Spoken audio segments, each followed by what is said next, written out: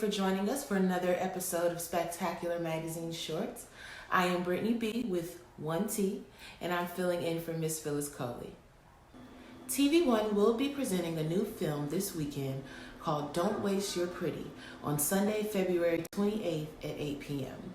The film stars Keri Hilson, Redaric Williams, and Deborah Joy Winans. Earlier today, I got a chance to talk with the three stars of the show and ask a few questions about the roles that they played in the film. Keri, my first question is for you. How is this role that you played as Micah any different from any other role that you've played? And would you be friends with her if her character was real? I think she's different in that she's the first professional woman that I think I've ever played. I mean, I played someone who works, but she's not necessarily the boss. Mm-hmm. I'm thinking back to a Lifetime film. She worked at an agency, and in mine, it's like I'm a higher upper at this agency, and she's also different in that yeah, she's not. I've played kind of more lusty roles prior, and Micah is more of a cobweb type of character, pretty prude, a little naive, and she's not terribly damaged or hardened or bitter.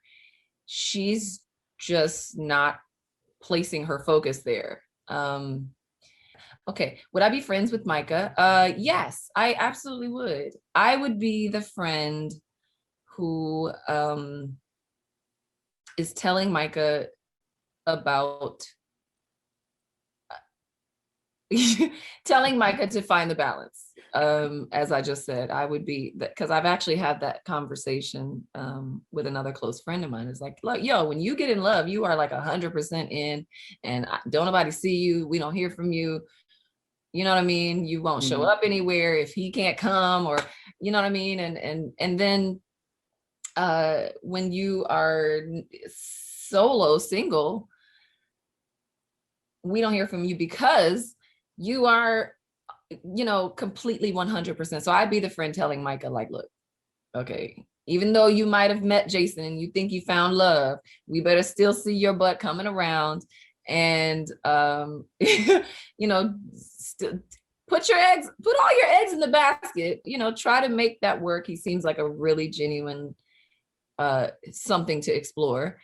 But yeah, find the balance between friendships, love, and career, and family. And well, Redaric, my next question is for you.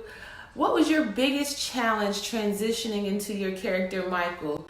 And what differences or similarities did you have with the character? I think the toughest challenge would be he was very uninhibited, and that was, I think, the transition for me, because I haven't had the luck in life to have a situation like that, where he knows who he's, this has been going on since he was a kid. He even says it in the film that he's been in love with this girl since he was 10 years old. So it's some people are lucky like that. It's like, people, they're best friends, and you realize they've been friends since elementary school. But other people, they travel, they're different. You don't get to build that long-standing I guess relationship. So that was the clear difference, because this guy is just, I mean, he's built himself in a way to where he's a man. He is a man. And when I say that, I mean, he's not dragging his feet with love. He's ready. He's not, if anything, any bit of him kind of having reservations and all that is to give her space and to kind of help her be in a place where she can feel comfortable, and he can be, a gentleman in that aspect, and be cordial. But I actually like that about the character too, to just be uninhibited and just, lean all the way in, because that's where we all want to be ultimately. Hey, Deborah, my last question is for you. Your character, Janae, had some time moving on and finding herself in the film. What was your personal aha moment when you realized your worth in love and life and started to move accordingly? I think my true aha moment was probably after I got married. For a long time, I thought that I had to present a certain way. Coming from the family that I came from, I felt like Christianity had to look a certain way. I felt like, oh God, if I make a mistake, if I mess up, ooh, people are gonna hate me and people are gonna disown me or whatever, just some sort of dramatic thing because I'm very dramatic.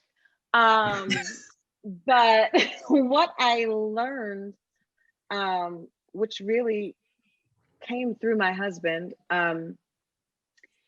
is my flaws are beautiful, and it does not matter what anyone else thinks about me. If I don't love every part of me, it doesn't matter what anybody else says. And then I sort of started really reevaluating myself, who I am, why I do what I do, why I move the way that I move. And I really just kind of got into my word. I think everything's going to come back to that for me. And when I realized that no one gets to define my relationship with God but me and God, and no one gets to tell me who I am. I know who I am through his word. I know my beauty. I know my worth. And when I defined that for me and stopped letting others define it, because if you let Hollywood tell you I'm too thick to be a leading lady, I'm Right. too dark to be the one that the guy goes for, and I stopped letting other people, Hollywood included, dictate that. And I love me, and I love spending time with me. And I think all that to say that my aha moment came a bit later in life, and I'm okay with that. I'm okay with that, and maybe I can help someone who's younger get to that aha moment sooner. That every piece of you is beautiful, is worthy, but you have to define it for yourself. You have to believe it for yourself before anybody else will dare to believe it. I'd like to thank Keri Hilson, Redaric Williams, and Deborah Joy Winans for giving me some time today and ask a few questions.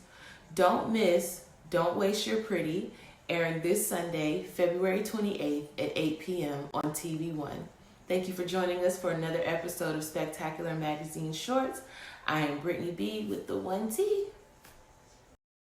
Spectacular Magazine. We on the scene.